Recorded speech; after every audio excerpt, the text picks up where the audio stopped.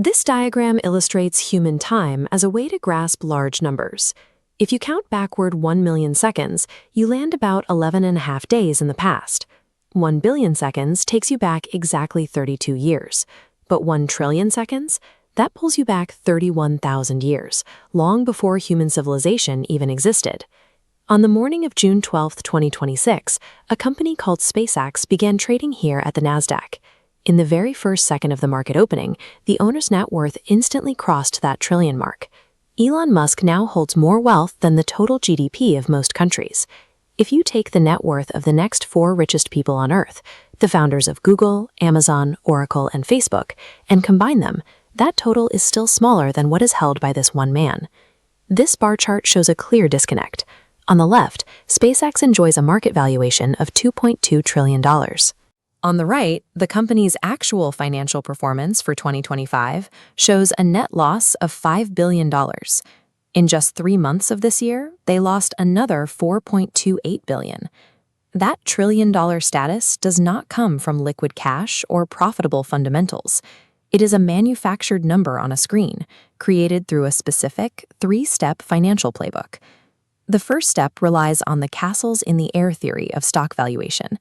Investors can value a company based on firm financial foundations, actual revenue and profits, or they can value it based on psychological hype. Musk focuses entirely on the latter. He sells futuristic concepts like colonizing Mars or space data centers to investors, diverting attention away from current earnings reports and towards a specific vision of tomorrow. Take the Hyperloop. In 2013, Musk promised a transport machine that would shoot passengers between Boston and New York in 30 minutes. By 2023, the project quietly folded after failing to build a single working commercial product.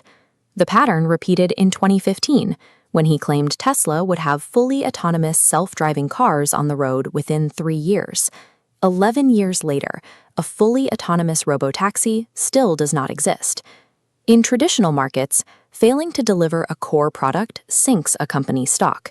But when investors are buying into a charismatic leader's long-term promises rather than physical hardware, the shares remain inflated. By cultivating a devoted financial following that believes any project attached to his name must eventually succeed, the valuation detaches from reality. The paper wealth climbs into the trillions, completely independent of the actual product output. A sky-high valuation presents a liquidity problem because the money is tied up entirely in shares. Selling those shares would flood the market, crash the stock price, and trigger a massive capital gains tax bill. This flowchart illustrates the solution, a strategy called buy, borrow, die. Instead of selling stock, billionaires lock their unsold shares in a vault to act as collateral. In return, banks issue them massive low-interest cash loans.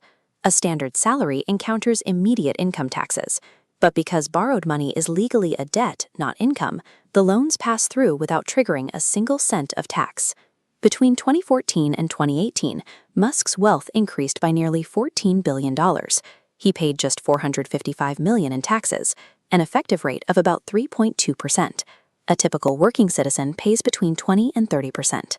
They use this borrowed cash to buy companies like Twitter or fund luxury lifestyles, all while keeping their stock intact to appreciate further.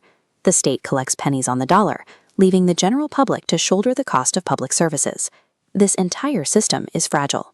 It relies on the market continuously believing the hype, and banks continuing to offer favorable terms. To secure that environment, you need regulators who won't ask difficult questions. During the 2024 election cycle, Musk donated $290 million to the Trump campaign. Once the administration took office, Musk attended cabinet meetings and went on state visits, securing a highly allied government. The regulatory favors began almost immediately. Historically, major indexes required new companies to wait months or years before listing to allow their stock prices to stabilize. On demand, Nasdaq introduced a fast entry rule specifically for SpaceX, shrinking that wait to just 15 days. 2 days before the IPO, the SEC dropped a critical rule that required brokers to keep customer money in separate, safe accounts. They granted SpaceX brokers an exclusive exemption. The newly appointed chairman of the Federal Communications Commission then pushed aside rival companies to approve major infrastructure requests for Starlink. That single federal decision handed one private company control over 10,300 low Earth orbit satellites, cementing a functional monopoly. Hundreds of millions in campaign financing effectively purchased direct market alterations. The rewritten federal rules provided the structural leverage required to secure a $1 trillion net worth for one man. When vast amounts of capital are hoarded and protected by state intervention, it sits completely detached from immediate physical crises that only lack funding to solve. The UN World Food Programme provided a detailed roadmap showing that 42 million people could be saved from immediate starvation for about $6.6 billion. That is less than 1% of $1 trillion. The proposal was completely ignored. This concentration of wealth directly threatens public financial security. Because of the new NASDAQ rules, millions of Americans saw their retirement and pension savings automatically injected into SpaceX, often without their knowledge or consent. If the political administration changes, the deregulation stops. If the investigations resume, the psychological hype evaporates. And when the narrative fails, the paper wealth collapses. Market valuations built on political favors rather than firm financial foundations eventually crash. When that correction hits, the founders will be insulated by their borrowed cash, while everyday retail investors watch their life savings disappear.